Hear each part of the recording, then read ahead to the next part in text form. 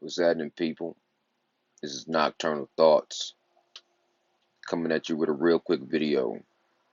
Um, First of all, let me give a shout out to Boxing Ego, Blue Blood Sports, Showbiz Adult, Amazing Eric, Spill Dog, Goodfellas Sports TV. Breaking news, breaking news, breaking news. If you haven't heard, Anthony Joshua, Eddie Hearns decided to initiate or activate, should I say, they decided to activate their instant rematch clause within the contracts of the Anthony Joshua versus Andy Ruiz. A couple of thoughts come to mind. I'm curious whether or not they're going to try to have the fight on home turf advantage. Will they be trying to fight in the UK, or will they bring it back to the States and fight once again in America? How do you guys feel about this rematch? Is it too soon? Is it well thought out? I'm skeptical. You know what I'm saying? I'm very skeptical. Um, I do agree with Showbiz Adult that it takes a champion. It takes heart. It takes confidence to get back up on the horse. And I do salute that. I do respect, you know, going back into the fire. I have to take my hat off to you for that. But do I think it's a wise move? I'm leaning towards that it's more of a checker move versus a chess move. Let me repeat that. I'm leaning towards the idea of that being a checker play, a checkers move, very one dimensional versus being a chess move, which is three-dimensional. I think it's more of a knee jerk reaction. You know what I'm saying? It's more of a knee jerk reaction. It's like not a well thought out plan or strategy. Um, Lennox Lewis chimed in, and it's hard not to look at the similarities between Lennox Lewis and Anthony Joshua, but I think there's too much of a difference for me to look at Lennox Lewis as a Templar or a blueprint on Anthony Joshua doing a comeback, doing a rematch, doing a vindication or a redemption, because it's obvious, a lot of people are going to look at this fight in the same way they looked at Lennox Lewis getting dropped and rocked by Rockman, Hakeem Rockman, but it's just two different fights. For one, I don't think, you can correct me if I'm wrong, but I don't think that Lennox Lewis had anyone out there lurking in the shadows that was a real big threat at the time. Besides a lot of Mike Tyson rhetoric, there really wasn't anyone out there that was a threat to Lennox Lewis at the time. I don't even think, correct me if I'm wrong, but I don't even think that the Klitschko brothers at that time were a threat to Lennox Lewis, the same way that I would say a Deontay Wilder is still a huge threat that's lurking in the shadows, waiting to see what's going to happen between Anthony Joshua and Andy Ruiz. So the pressure on Anthony Joshua right now seems to be insurmountable. Not only do you have to break even, because even if you win, really you're not making a step forward, you're just kind of correcting a wrong. So you're back at you know, you're back at the starting position. Even if you win this fight, you just put yourself back where you started at. You know what I mean? But say for example, if you lose this fight, then your career is over. So I just see there's double, if not triple, the amount of pressure than you had on the first fight.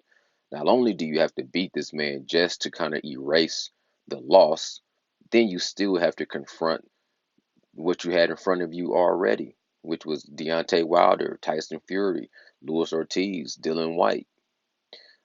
Um, and it's just a big difference between if Andy Ruiz would have knocked you out with a flash punch, that would have been one thing where he would be, kind of if he would have Deontay Wildered you like Dominic Brazil, that would have been one thing because that was more like what Lennox Lewis got with Rockman. He got dropped, but you didn't. Anthony Joshua didn't just get dropped. He he showed. It's hard to we was there's still so many unanswered questions, but he got he got put down 4 times. Um, his legs were shot. His stamina was shot. But more than that, more than the physical, his mental looked to me to be totally exhausted. Like the man mentally looked like he was in the sunken place, sink into the floor. You know what I'm saying? It looked like his mind was in the fog, was in the sunken place, and it was almost like somebody took out the the the the controller out of the robot. It was like somebody took the little alien out of the robot from like Men in Black or something. Um, I don't see a recuperation from that. I could be wrong.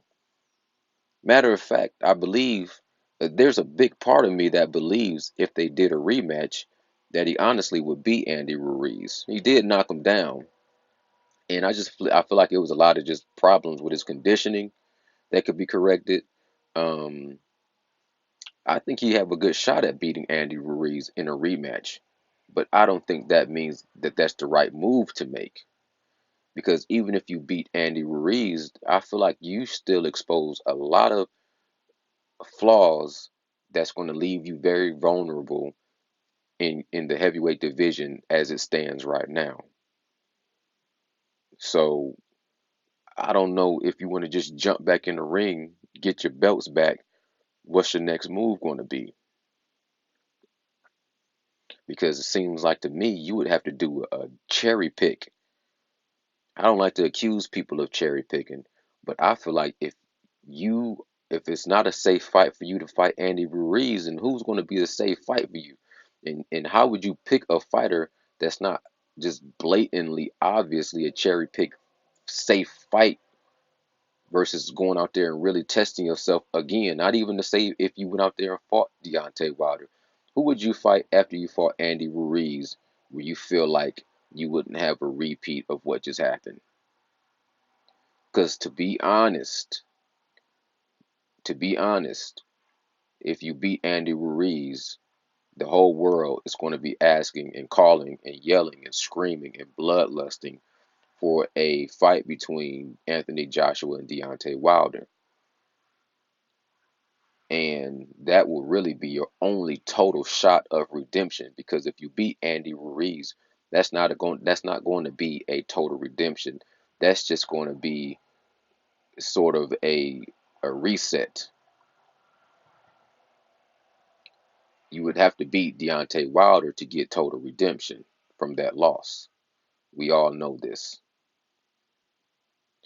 So I don't know if this is a move you have to make, a move you want to make, or a move you are risking to take just to take that shot. It's you're in a pickle. You are in a pickle. You feel me? And maybe this is some kind of a strategy because it made me think about Sugar Ray Leonard versus Roberto Duran. Maybe you're trying to pull a fast one on Andy Ruiz, not give him time to enjoy his victory, put him right back into the fire, thinking that he might not be able to mentally prepare, which that seems like a flawed strategy because if he had 5 weeks and was able to prepare, then if he had a full camp, then to me that would be more of a common sense thing that he's going to be even better and more of a threat. But maybe you think he's going to be a Roberto Duran, ironically, and go and gain too much weight, ironically, and maybe he's going to have his mental guards down, and you can catch him with his pants down, get him in the ring, maybe drag him over to the UK on home field advantage, and then beat him that way. Which I can see that being somewhat strategic, you know, catch the man while he's still kind of in his victory mode. He's not ready to go back into battle mode. Take him over into the UK, wine and dine him and let him hang out with some pretty UK females. Get him in a ring, embarrass him, take your belts back, and then from that point on, you still have to um, call out Deontay Wilder again with taste, style, and respect because you can't call out Deontay Wilder disrespectfully like I'm ready for you, Deontay. I got my belts back. It's hard for you. It's going to be hard for you to narrate a story that's going to make you look like you have a lot of confidence. Even if you beat Andy Ruiz and you call out a Deontay Wilder, it's you don't. I don't even think you have the type of personality that's going to be able to pull off and make people believe that you ready for Deontay Wilder after what just happened to you. I feel like you rushing the decision to make a rematch. I almost feel like you need a tune-up fight.